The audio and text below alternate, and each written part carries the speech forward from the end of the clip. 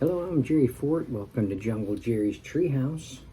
I'm going to read a book out of this book called The United States of Cryptids, A Tour of American Myths and Monsters by J.W. Ocker. So the monster, the cryptid we're going to read about today is called a Snallygaster. You heard me right, a Snallygaster. It's a dead drunk demon dragon. Type aerial, so they fly. Location, Western Maryland. Earliest sighting, 1909. Notable feature, beak full of tentacles. Beak full of tentacles? Tentacles. A beak full of beak full of tentacles.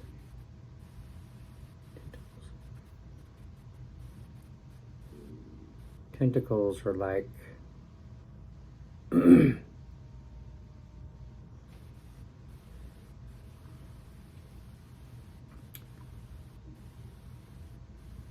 mind just goes to like antennas, like on ants, you know, the antenna.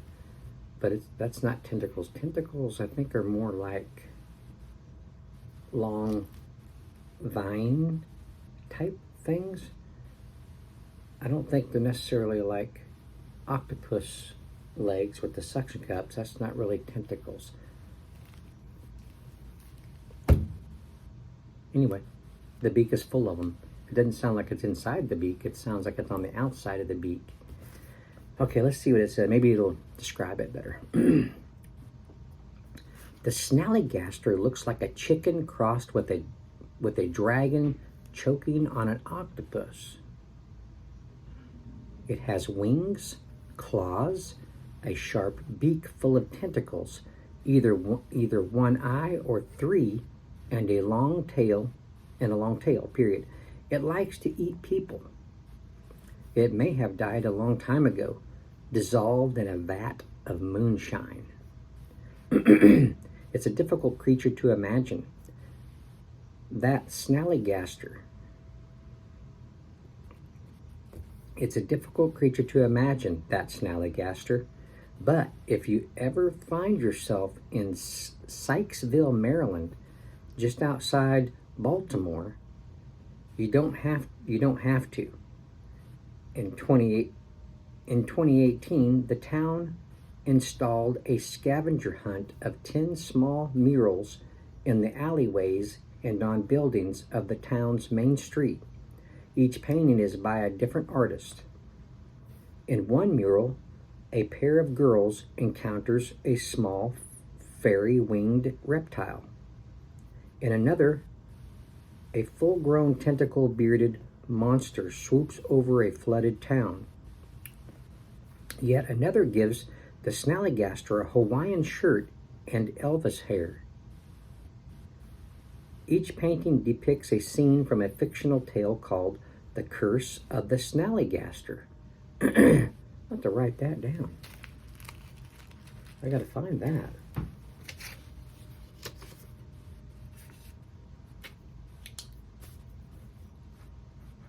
The Curse of the Snallygaster. Written by a local museum curator named Jack White of the White Stripes.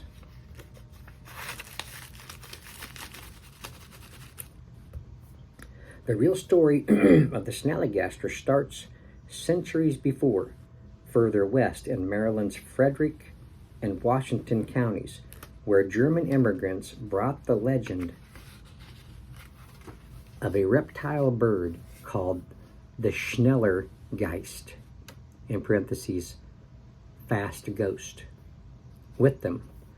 They even hung stars called hex signs on their barns to protect themselves from it and other monstrous misfortunes. Stars that you can still see today on barns in the area. According to local legends, over the centuries, the Snallygaster's train whistle of a screech could be heard echoing among the mountains and valleys. And that's if you were lucky. If you were unlucky, it would attack you, either draining your blood or eating you in gruesome chunks with its sharp beak and teeth and tentacles. But it wasn't until 1909 that the creature firmly planted its talons in Maryland lore, at around the same time that the Jersey Devil was spotted further north. See page 33. Some speculate witnesses may have even seen the same creature. Reports poured in of a winged beast flying around South Mountain, the same mountain haunted by the Snarlyaow. See page 44. And attacking people. In one report, the Snallygaster plucked one man from the ground, flew to the top of a hill, and punctured his jugular with its beak. In another, a hunter took a shot at it as it flew overhead, but the bullet merely caromed off its hide and enraged it. The hunter escaped by jumping into a stable. The Snallygaster was even supposed to have laid eggs near the towns of Burkittsville and Gapland. Eventually, both the flurry of articles and the flap of its wings faded from the worries of Western Maryland. In 1932, it lanced the air of the region again, terrorizing the populace anew with death and dismemberment from above. But then, mere weeks after its reemergence in the media, the Middletown Valley Register announced that the Snallygaster had died. According to the story, it was drawn to Frog Hollow in Washington County by the fumes of a 2,500-gallon vat of moonshine. The fumes were too much for it, though, and wilted the creature out of the air and directly into the boiling lye-filled mash, dissolving it to bones. Before I read on, let me show you. There's the Snallygaster.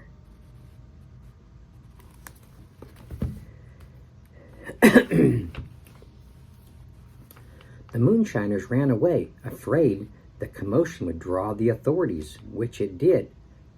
Prohibition officers George T. Danforth and Charles E. Cushwa were soon on the scene.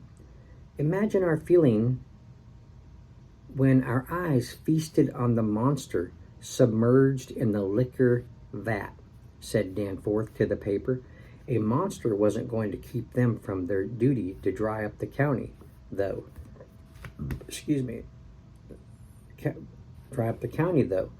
So they laced the place with 560 pounds of dynamite and blew everything to legend. Today, in Frederick, Maryland, somebody is trying to resurrect the Snallygaster. I met Sarah Cooper at a pizzeria in downtown Frederick. She's an ER nurse from Texas who has lived in Maryland for more than a decade. At some point, she not only became obsessed with the story of the Snallygaster, she became its PR agent. She immediately inundated me with Snallygaster materials, t-shirts, art, newspaper clippings, toys, and books. A lot of people have said to me, I've heard that name before, but I didn't know what it was, she said. I would love for Frederick to embrace it. Currently, the only traces of the Snallygaster in Frederick are the Snallygaster's Exploratorium, which is the children's library of the local Historical Society Museum, a themed flavor at an ice cream shop downtown, and a limited edition Snallygaster whiskey offered by a local distiller. Cooper plans on filling that hole in the monster map by creating her own museum, the American Snallygaster Museum. When I spoke to her in August 2021, her plan was to erect a custom barn within the next 8 months on her property in Liberty Town, just outside of Frederick, and fill that barn with art, pop culture artifacts, and newspaper clippings. Hopefully she'll hang a hex sign on it. What's your big photo op? I asked. Every monster museum needs a signature photo op, whether it's the giant furry Cookston Bigfoot at the International Cryptozoology Museum in Maine, or the life-size Flatwoods Monster at the Flatwoods Monster Museum in West Virginia. A big Snallygaster that looks like it's been taxidermied. Her answer, I guess, is a big Snallygaster that looks like it's been taxidermied, she answered. The museum is going to have the vibe of the Mystery Shack from Gravity Falls, she said, referencing an animated Disney series about monsters and mysteries. Cooper has a big vision that goes beyond even the Snallygaster. She wants to grow the museum into one dedicated to all Maryland monsters, including the Snarly Yow. Marylanders sure do know how to name their monsters. I want to make Maryland magical. We have all this magical stuff and we're not talking about it. And then she told me about the dark side of the Snallygaster, a dark side that several cryptids likely share and one which she wants to make sure is not ignored at her museum. The Snallygaster was sometimes used to scare people of color, either enslaved people from escaping or freed people of color from voting. She showed me a photocopy of a 1909 article in the Middletown Valley Register about the Snallygaster that bore the headline, "The Colored People Are in Great Danger."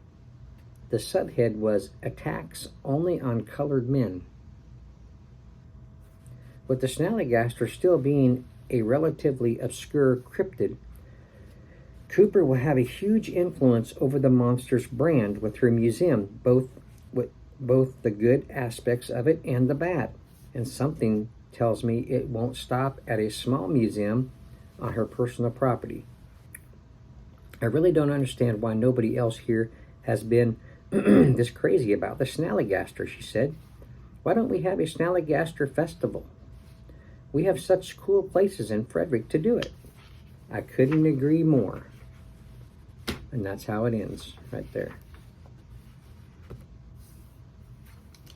Pretty wild, huh? The Snallygaster. Where's my highlighter? There it is.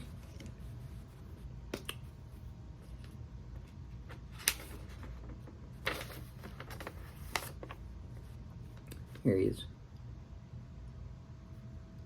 Okay. That's crazy.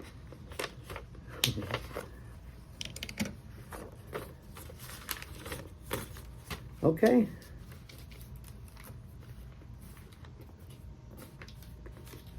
Snallygaster. Thank you for watching. I appreciate it. Thanks for listening. This is The United States of Cryptids, a tour of American myths and monsters by J.W. Ocker. If anybody has heard of this author and it's not pronounced Ocker, let me know if it's Ocker or not.